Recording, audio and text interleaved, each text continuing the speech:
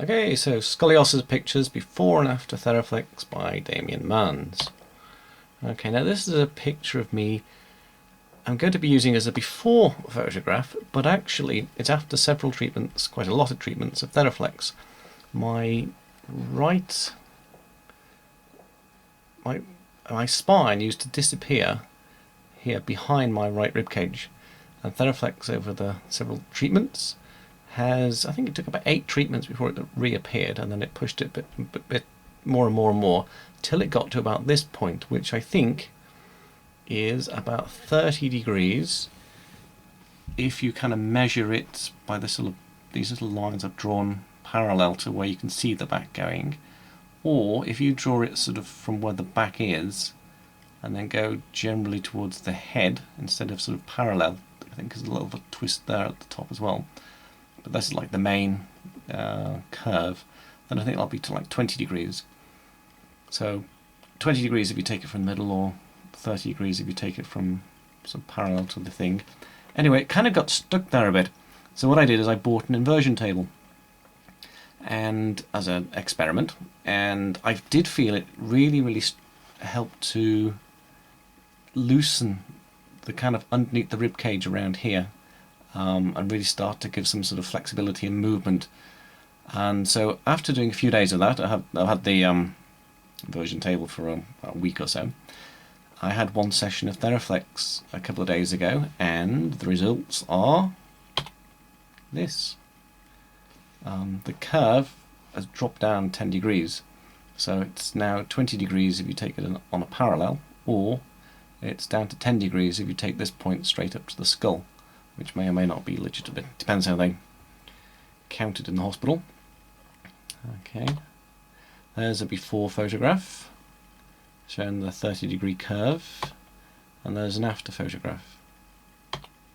Before, after. Pretty impressive, huh? Another before, and another after. Here I've got my left shoulder blade, back against the back. I'm trying to move in slightly different positions, because especially when you have a thoracic curve, one little move of the shoulder blades, the shoulders here or there, can seem to make a big difference to the, I want to say big difference, maybe 5 degrees, something like that, when you're trying to measure the extent of the curve.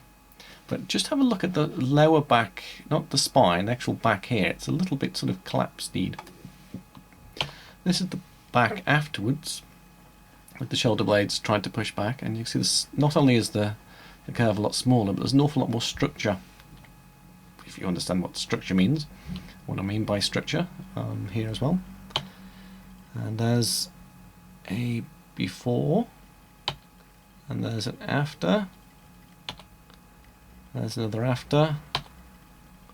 There's a before, and there's a really good after.